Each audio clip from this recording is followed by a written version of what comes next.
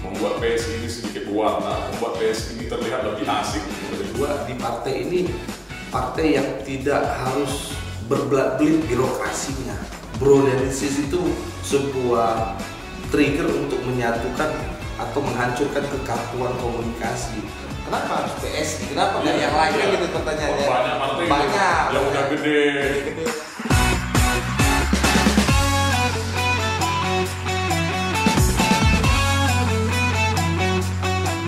Selamat datang di dunia nyata karena ini bukan mimpi. Bang Juandi. Luar biasa, hari ini podcast bukan mimpi, segmen ngopi, ngobrol politik, kedatangan tamu yang cukup spesial. Bang Juandi, gimana kabarnya, Bang? Alhamdulillah sehat, puji Tuhan. Gimana aktivitasnya hari ini, Bang? Pekanbaru, Riau sekarang mulai diguyur banjir. Ya, itu dia. Banjir, ya hujan, macet. Ya. Anak-anak juga ya, sekolah juga. Jadi ini ya. Banyak di rumah apa di luar, Bang, kalau musim-musim dingin gini, Bang? Aktivitas kerja menuntut kita harus tetap keluar. Nggak peduli ya, mau hujan atau banjir. Banjir terobos. Paling kalau nggak bisa lewat, kita nunggu banjirnya surut dulu. Nah, beban Abang sebagai ketua PSI Riau ini, ini kan menuntut Abang untuk turun-turun nih ke banyak-banyak lokasi. Apalagi di momen-momen seperti saat ini, momen-momen pileg yang memaksa kita untuk turun dan bertemu langsung dengan simpatisan kita. Nah, gimana nih, Bang, mensiasat ini, Bang? Mensiasatinya ya cuaca ya, kita nggak bisa menolak keadaan terhadap cuaca. Tugas organisasi jalan, Bang. Tetap wajib jalan, apapun ceritanya, bagaimana konsentrasi pemenangan kita jalankan skema-skema pemenangan kita, ya wajib kita jalankan. 12 kota kabupaten menjadi kewajiban dan tanggung jawab kita. Oke. Itu harus jalan terus. Walaupun sebenarnya kalau hujan-hujan ini enak tidur, Bang, ya? Kalau dituntut dari situasi, iya. Paling kita tidurnya di jalan.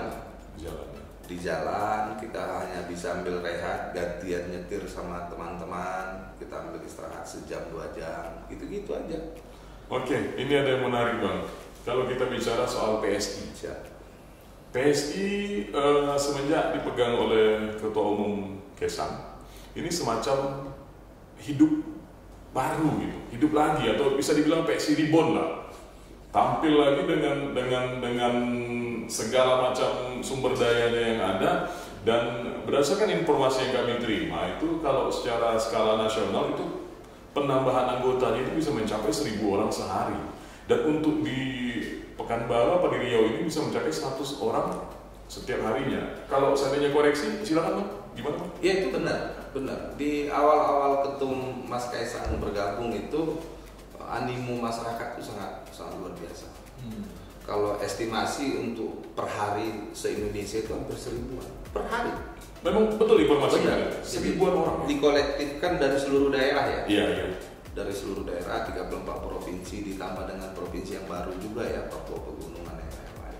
Benar itu, Bang. Contoh, kalau khusus untuk Riau itu di angka 80, 70 ke 100 per hari, Bang. Per hari ya? Per hari. Dan itu kita kan buka online ya. Iya. Mereka boleh login, kita bilang login gitu ya, secara online. Kalau kita hitung per hari, contoh di jam 12 malam kita lihat itu di angka 70, 75, 80. Di minggu-minggu pertama, minggu kedua itu ada yang sampai 110 per hari, Bang. Per hari. Dan ini masih terus berlanjut, sampai per hari ini ya hampir fluktuatif ya. Fluktuatif. Ada 50, ada 30, ada 100 gitu. Ya, artinya setiap hari itu terjadi penambahan. Setiap hari ada akuisisi ya gitu. Kalau orang ekonomi selalu bilang begitu kan. Setiap hari itu. Setiap hari. Grafiknya naik. Kita tidak menafikan Bang bahwasanya keberadaan Mas Kaisang di situ menjadi booster ya. Membuat PSI ini sedikit berwarna, membuat PSI ini terlihat lebih asik, lebih hidup. Nah, faktor lain Bang, apa yang membuat PSI ini begitu mulai digandrungi ini oleh sebagian besar masyarakat Indonesia ini? Faktor lain bukan hanya sekedar sosok sih Bang. Oke. Tetapi kan visi dan misi yang kami tawarkan kepada masyarakat umum itu kan menyentuh semua kaum gitu, semua kaum milenial. Walaupun kami membranding diri kami adalah kelompok milenial, Partai Anak Muda, Partai Anak Muda, tapi bukan berarti yang umurnya sudah cukup di atas kami juga tidak bisa. Semangat yang sama dengan semangat milenial itu kami silakan aja. Isu-isu yang kami usung juga isu-isu yang menyentuh kepada semuanya. Salah satu contohnya apa nih Bang? Misalnya satu contoh ya, kaum anak muda sekarang itu contoh yang mau untuk seperti kita di podcast, podcast. Ini kan sebuah hobi atau ini kan menjadi media baru. Yeah. Nah, di PSI akan mengusung itu bagaimana nanti ke depan dunia baru ini juga akan dikelola, dibuatkan aturannya, dibuat ininya. Ini menjadi sebuah harapan baru untuk ini. Selain kampanye-kampanye yang kami harus pastikan, contoh BPJS, kesehatan wajib gratis jika PSI menang ya. Oke. Nah, banyak orang yang bingung, selama ini gratis kok. Nah, apa bedanya dengan BPJS sekarang yang ini? Ya, gratis menurut PSI sama gratis menurut mereka sekarang, apa bedanya? Itu pasti pertanyaan akan muncul. BPJS sekarang ini ya, saat ini kan masih ada yang berbayar nih. Yang kesehatan masih ada yang berbayar. Jika PSI menang, swasta, negeri, kalau saat ini kan ada pembedanya Bang. Yang negeri yang di bawah kemampuan dia mendapatkan subsidi dari pemerintah. Itu gratis. Ketika PSI menang, kita pastikan semua lapisan masyarakat tanpa terkecuali gratis. Dan itu memungkinkan Bang memungkinkan sekali Bang. Memungkinkan ya. Kalau mau tanya dari mana coba? Ya pasti ke sana karena pertanyaannya. Bang, ada namanya sebuah pemasukan negara melalui judulnya itu PNBP, pendapatan negara bukan pajak. Oke. Itu sumbernya itu dari barang mewah, dari beberapa. Itu per tahunnya Bang. Per tahunnya itu dengan biaya yang harus kita keluarkan ketika seluruh masyarakat Indonesia digratiskan kesehatannya. Itu hanya 10% dari nilai yang masuk. Wow. Artinya dari satu sektor ini saja kalau kita salurkan clear masalah kesehatan. Selesai. Tanpa harus mengganggu APBD, contohnya APBD kabupaten, kota harus di switch untuk bantu masyarakat kurang mampu, tanpa harus. Jadi maka dana APBD, APBN apa segala bisa fokus kepada yang lain Bang. Infrastruktur, pendidikan. Jika PSI menang Bang. Catatannya jika PSI menang. Oke, give me one reason. Beri aku satu alasan. Misalnya Abang nih ingin mengajak orang untuk bergabung PSI, menawarkan orang untuk bergabung PSI. Beri aku satu alasan Bang. Kenapa aku harus bergabung dengan PSI? Yang pertama kita menawarkan sebuah pemikiran yang baru. Ya. Yang kedua di partai ini partai yang tidak harus berbelit birokrasinya. Broadenisis itu sebuah trigger untuk menyatukan atau menghancurkan kekakuan komunikasi. Makanya judulnya bukan Munas ya kalau ngumpul, tapi Kopdar ya. Kopdar. Kopi darat. Gitu bro. Gitu ya. Bro. Iya. Brother bisa saksikan di mana secair itu kita di politik. Ya, politik yang notabene itu sedikit serius. Ini marwahnya dihancurkan PSI loh ini sekarang. Dibuat sesantai itu, dibuat sefun itu gitu. Ya kalau kita bilang itu menghancurkan kemunafikan yang ada, Bang. Setuju. Saya setuju. Menghancurkan kemunafikan yang ada di depan di depan sesuatu dia harus bergaya seolah-olah bagaimana, itu yang biasa. Karena tidak ada juknis yang baku mengatakan politik itu tidak boleh begini, tidak boleh begitu, itu Tidak ada larangan kalau kita bilang. Ntar kalau ada presiden boleh aja gitu, bro presiden. Ya memang harus begitu kan. Tetapi tidak meninggalkan etika tetap menjadi ada tetap nomor satu, Bang. Nomor satu bagi kita. Okay. Hal-hal itu kan untuk bagaimana kaum muda ini kan nggak bisa berterima dengan apa namanya kekakuan. Benar. Gitu. Ya harus cair, Pak. Pernah saya komunikasi dengan kawan-kawan milenial dan kita tidak bisa pungkiri bahwasanya keberadaan mereka pada pileg dan pilkada nanti menjadi kaum yang sangat mendominasi, Bang. Jumlahnya di atas 50%, bahkan mendekati itu. Artinya suara Indonesia ini akan ditentukan oleh mereka ke depannya. Selain kita menyongsong Indonesia emas tadi dan mereka adalah bonus demografi itu tadi. Pernah ketika kami berkomunikasi, kenapa bersikap apatis terhadap politik? Jawabannya simpel.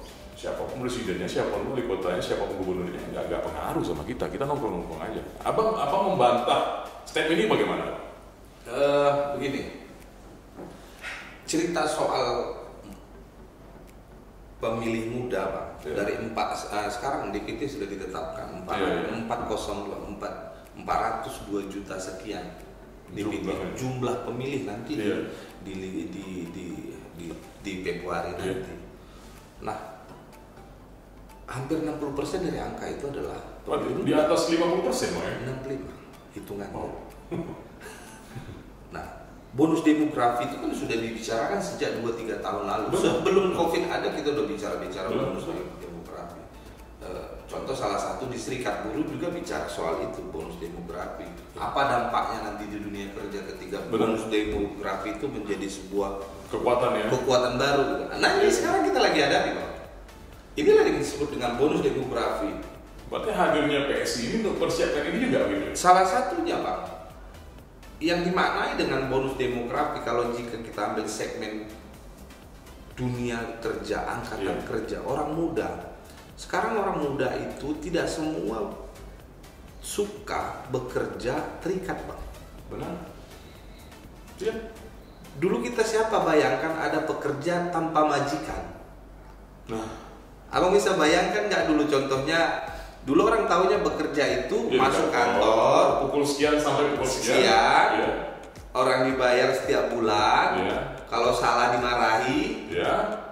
Nah, sekarang ada keluar Gojek, Grab, platform yang lain-lain. YouTuber. Nggak keluar kamar pun dia menghasilkan. Gitu. Ada sebuah perusahaan yang hanya satu kamar, tapi dia produksi sampai ke Ukraina, sampai ke Prancis. Ya. Online shop gitu ya.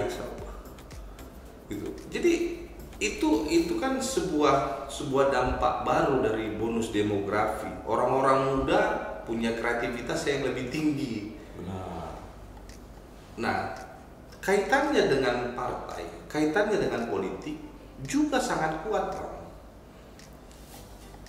Salah satunya orang muda juga harus bisa belajar politik.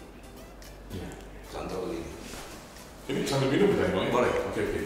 Nah, kalau dibilang secara perbuatan amal,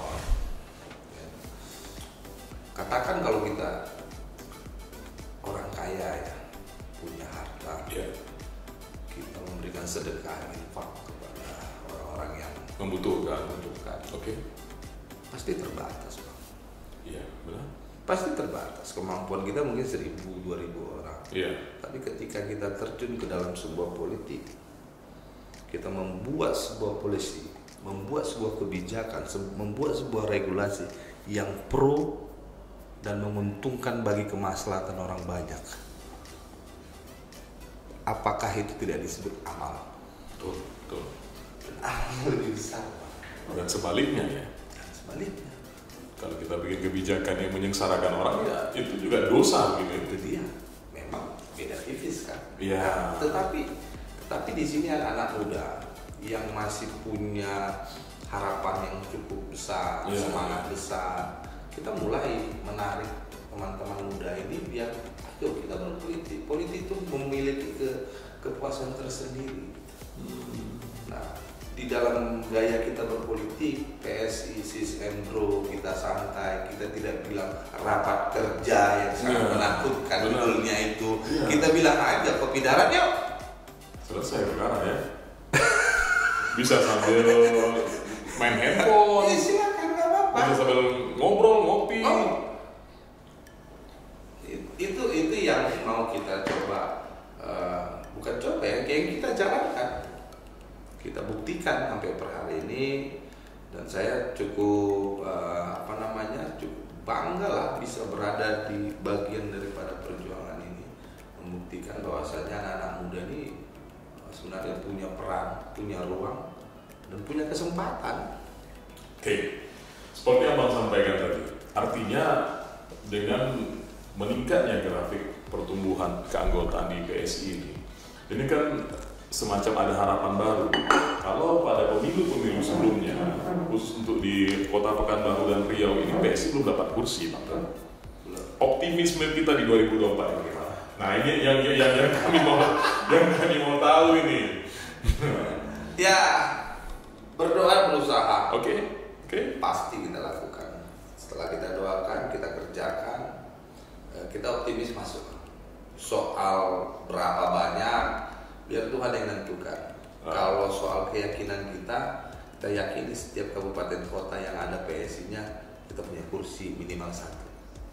Bang, Abang sebagai ketua kan punya pandangan khusus terhadap kader-kader di PSI sendiri.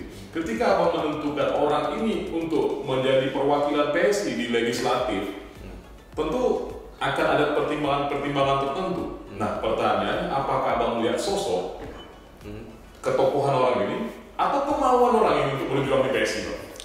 Saya mengutamakan kemauan, Pak.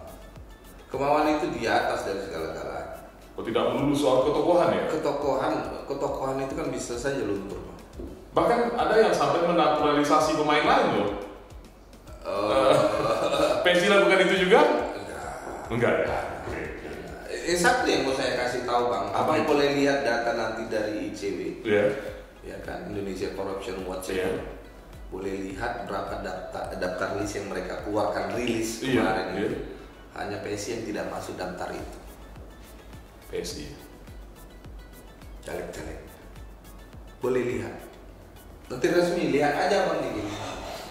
Oh, jadi PSI pede nih ya sekarang dengan kader-kader yang bukan kami yang bicara itu. Iya, benar, itu data yang bicara. Data, dan kami juga kaget. Oh iya. Artinya kami bukan hanya jargon.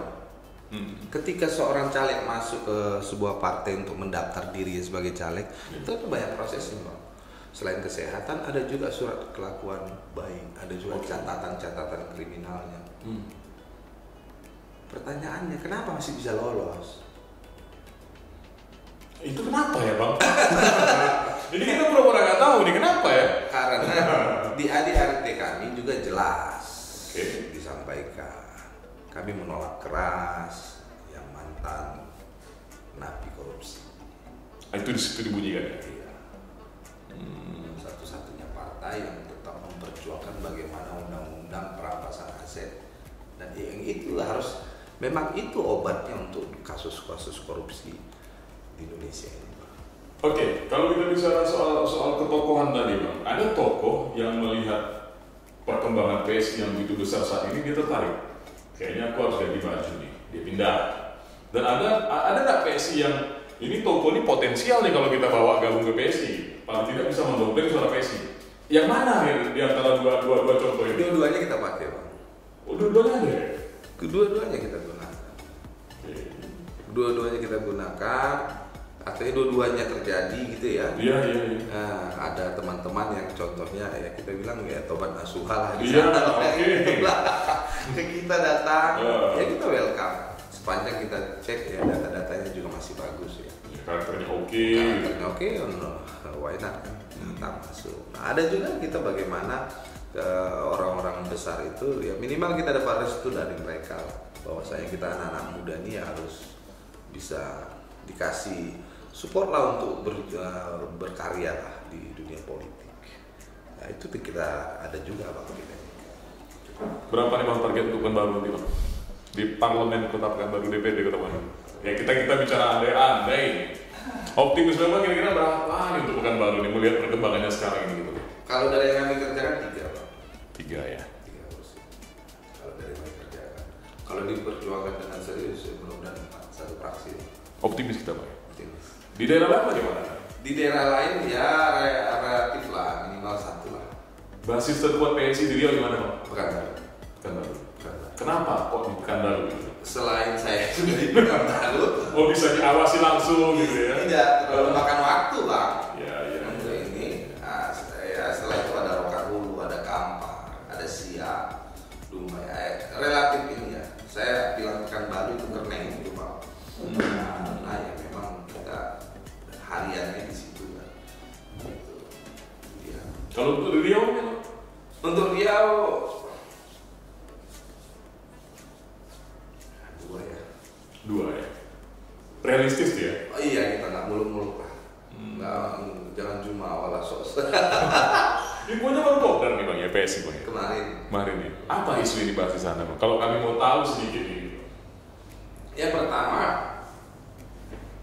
isu yang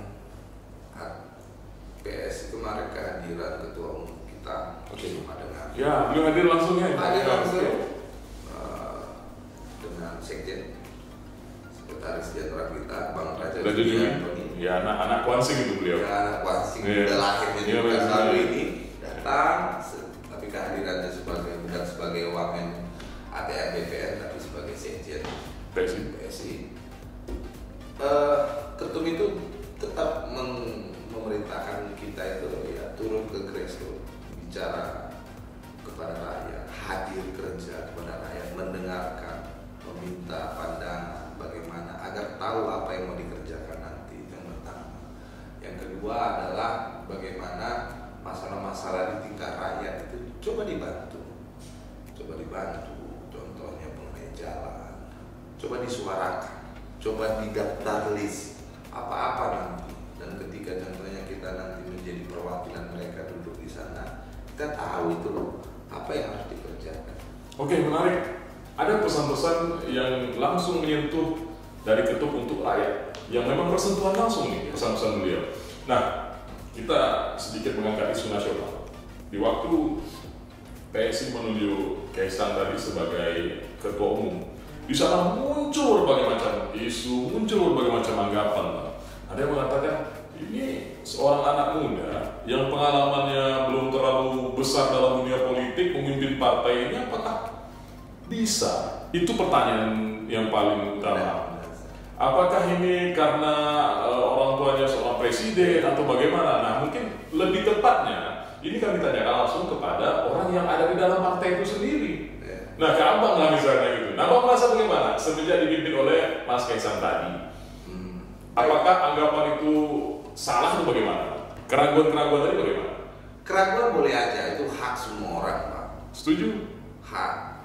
Tetapi gini, kalau saya mau bilang begini, kita percaya nggak? Kita sekarang hidup di bawah kepemimpinan seorang presiden yang namanya Joko Widodo. Betul? Sudah berapa tahun kita rasakan? Hampir 10. Iya. Hampir genap 10 tahun Bang. Pertanyaannya, positif nggak yang dia lakukan? Ini kita mau harus cerita serius sedikit. Betul. Positif, ada nggak dampak positif? Memang tidak ada yang sempurna Bang. Benar. Tetapi positif nggak? Dia perhatikan rakyatnya nggak? Nah itu adalah sebuah jiwa kenegarawan yang dimiliki Jokowi. Jiwa patriotisme beliau ya. Betul. Jika darah itu ada dalam tubuhnya, Bang. Wah, ini serius betul nih. Ini serius betul nih. Oke. Jika darah itu mengalir dalam tubuhnya, pasti itu mengalir juga di generasi. Paling tidak secara alam bawah sadarnya, ini juga menangkap apa-apa yang dilakukan oleh Kita orang nggak usah tuanya. munafik, Bang. Iya. Bukan persoalan kita Iya. dukung si A, dukung si B. Iya. Kita abaikan dulu persoalan Abaikan itu. dulu. Oke. Kita bicara sosok dulu ini. Bicara sosok. Kalau saya sebagai seorang Juandi, darah perjuangan saya akan turun kepada anak saya. Betul. Karena sekolah pertama itu ya keluarga. Keluarga. Pertanyaannya, hal yang baik yang dikerjakan Pak Jokowi tidak mungkin tidak diajarkan secara langsung di dalam rumah kepada anak-anaknya. Ini faktor genetik ya? Masih itu Pak. Pasti itu ya? Itu paling mendasar Pak. Kita nggak usah bahas yang lain lagi lah. Nggak usah lah. Ini udah selesai nih pembahasannya. Karena meskipun nggak semua orang suka sama dia. Itu makanya ada demokrasi bang. Kita berhak memilih gitu kan. Dan kami juga nggak persoalkan, nggak mesti memaksa. Tetapi kalau ditanya, kenapa PSI gitu? Kenapa? Ya itu kita butuh orang. Ditambah seorang muda, Mas Kaisang itu umurnya belum genap 40. Benar. Analisa politiknya cukup tajam. Bayangkan, di bawah 40 tahun. Konon lagi kalau nanti 40 tahun. Makanya tadi ketika Abang bercerita, beliau menyampaikan pesan-pesan yang bersentuhan langsung dengan kepentingan rakyat. Artinya kan beliau sudah memiliki genetik itu. Kalau kita belajar di sekolah, Pak, kita ngambil ilmu politik harus kuliah itu berapa jam kita hanya ketemu dosen? Ya 2 jam. 2 jam ya untuk mata kuliah ini. Setengah jamnya ngelamun, setengah jam. Nanti kita. Saya visipol bang. Alumni visipol bang. Iya benar. Banyak nongkrongnya sih bang. Anak kepada bapaknya, bukan hanya di ruang makan, di atas tempat tidur diajarkan. Pelajaran yang paling hebat itu melalui pengamatan sih. Walaupun misalnya tidak ada pembicaraan langsung, tapi anak ini dengan mengamati apa yang dilakukan orang tuanya, dengan mendengarkan apa yang diucapkan orang tuanya, ini semacam ada kopian khusus begitu yang langsung masuk. Kan? Kami memandang itu semoga semoga seluruh masyarakat bisa tidak menyebarkan lagi hoax lah ya. Soal pendapat itu kami anggap sebuah masukan bagi kami lah Pak. Oh PSI nggak anti kritik ya? No. Silahkan ya. Silakan. Justru yang kami bilang ya udah santai aja. Kalau Pak Prabowo juga bilang dijogetin itu mungkin jangan-jangan yang dari PSI juga lah. Apa yang gitu. Karena ada partai, nah ini kita tidak sebut, kita disclaimer dulu, ada partai yang membranding di anti kritik, ternyata kalau dikritik ada yang begitu gitu. Kritik itu kan bagus Pak. Ya. Apa nggak akan tahu bekerja untuk memperbaiki hal-hal yang apa ketika kita nggak dikritik. Nah, cuman kan ya harapan kita masyarakat juga mengkritik itu harus sifatnya membangun, jangan menjatuhkan. Betul. Kritik membangun ya, paling tidak memberikan solusi. Kalau nggak bisa memberikan solusi, paling tidak diam aja. Bang Andi, abang ini kan kami juga melihat begitu konsen dengan buruh. Cita apa maksud mereka? Ya gini, saya ini kan yatim piatu, cepet yatim piatu ya. Nah, saya merasakan dulu. Awalnya saya itu tertarik ya mulai dari kampus dulu ya. Kampus, saya kuliah ambil manajemen di Medan. Setelah itu di situ saya tahun 97. Oke. 97 zaman itu juga ya sudah mulai memanas. Kalau alumni 98 itu saya paling junior lah. Iya. Disuruh-suruh lah sama senior-senior itu. Dek, sana, ayo jadi. Suruh beli nasi bungkus lah ya, iya, demo gitu. Ngangkatin. Iya, ngangkatin galon. Iya, benar. Angkat dulu, siapa? Gitu ya. Tapi terlibat dalam perjuangan tadi. Terlibat. Saya paling junior ketika itu. Ya, nggak ngasih pemikiran tapi melihat langsung, mendengar langsung, merasakan langsung. Ini yang menjadi tertanam di jiwa itu. Setelah itu ada satu sosok yang juga menjadi panutan dalam pergerakan itu, yaitu Bang Mukhtar Papaan. Oke. Bang Mukhtar Papaan itu juga bagian sebuah reformasi tapi mengambil segmen buruh dan pekerja. Ini menjadi sebuah motivasi, sebuah pecah. Iya, saya seperti teracuni Bang oleh gerakan-gerakan yang dia lakukan itu, cara berpikirnya, idealismenya, lantas dia memberikan ide-ide bagaimana nanti Indonesia ke depan. Indonesia itu harus seperti ini untuk segmen buruhnya. Para buruh bekerja itu harus begini. Bukan bicara soal upah minimum, tapi upah layak. Benar. Sepanjang tahun kalau kita bicara soal upah minimum ya minim terus. Kita bicara upah layak, Pak. Supaya hidupnya layak. Gitu. Hidupnya layak. Kita nggak cari kaya raya. Tetapi ketika seorang sendiri dengan seorang yang sudah berkeluarga, anak 1, anak 3, nggak sama kebutuhannya. Artinya kecintaan abang terhadap kaum buruh ini dimulai semenjak zaman kuliah itu tadi, semenjak abang aktif, semenjak zaman reformasi lah ya, ketika di situ ada pergolakan besar ya. Bukan karena kaum tersakiti. Ada yang muncul yang gini bang, misalnya dia pernah bekerja di suatu perusahaan, terus dia tersakiti, akhirnya dia gabung ke buruh. Kan begitu? Pernah kerja di perusahaan bang? Saya pernah kerja di perusahaan, bahkan saya dilarang keluar. Berapa tahun? Nah, setahun 7 bulan, 8 bulan, setahun 7 bulan, 8 bulan. Kalau kita buka nih biodatanya, cuma itu saja? Itu aja. Sisanya ngurusi buruh? Sisanya ngurusi buruh. Dan saya keluar juga karena harus ngurusi buruh bang. Oh.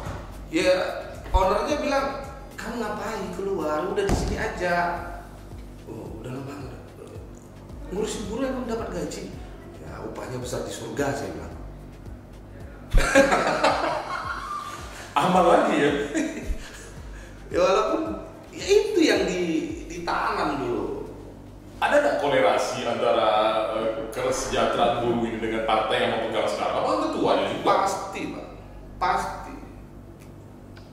Polisi, kebijakan, regulasi sudah pasti. Itu harus kita ini kan. Bagaimana cara pandang? Gini, saya mau mengatakan buruh boleh dikatakan demo. Buruh terkesan lapisan terendah. Oh. Kaum minoritas yang termarginalkan. Iya. Selalu begitu. Saya mencoba bagaimana buruh itu bukan seperti itu lagi. Meskipun saya harus tekankan juga kepada teman-teman buruh, ya kalian juga harus upskilling, kalian juga SDM kalian harus berlatih biar berimbang dengan dunia yang terus berkembang pesat dengan cepat. Ya kalian juga harus imbangi, gitu. Harus bergerak. Jadi ya negara ini kan tripartit Pak kebutuhannya, ya kan pemerintah, pengusaha, serikat buruh. Harus seimbang. Ya. Buruh juga nggak boleh juga terlalu menonjol. Nggak boleh. Salah satu ini sebenarnya Sesuai dengan porsinya gitu. Baru stabilitas itu juga. Nah, memang kalau demo-demo terus operasional nggak akan jalan, ekonomi juga terhenti. Benar. Itu kan juga tidak bagus. Awal abang gabung PSI ini karena abang melihat di PSI ini peduli ke buruh, atau karena abang ketua PSI abang prioritaskan buruh gitu? Saya pikir nggak seperti itu. Tetapi gini Pak, saya masuk ke PSI itu bagaimana saya nanti bisa membuat kebijakan. Oke. Ya, kenapa harus PSI? Kenapa nggak yang lainnya gitu pertanyaannya? Banyak partai banyak yang udah gede yang iya, sudah benar. yang udah merah-merah matanya gitu kan. Nah, banyak. Tetapi saya lihat PSI itu terbuka Pak. Dan bisa dikritik. Di situ ya. Di situ dia. Buruh butuh itu sebenarnya. Buruh butuh itu Bang. Iya. Buruh itu butuh tempat suara gitu. Iya. Kami ini begini Pak, begini. Saya pikir nanti PSI bisa Bang. Oh, inilah salah satu yang men-trigger abang untuk join di login di situ. Oke Bang Andi, luar biasa Bang, sukses terus. Terima kasih. Mudah-mudahan target yang abang harapkan di tahun 2024 ini bisa tercapai. Kita doakan PSI terus berkembang. Ya. Terima kasih atas kehadirannya di podcast Bukan Mimpi ini Bang. Nanti kita ngobrol lagi. Siap. Nanti kita cari waktu lagi, kita ngobrol lagi. Diundang lagi silakan. Oh siap. Bro Juliandi ya?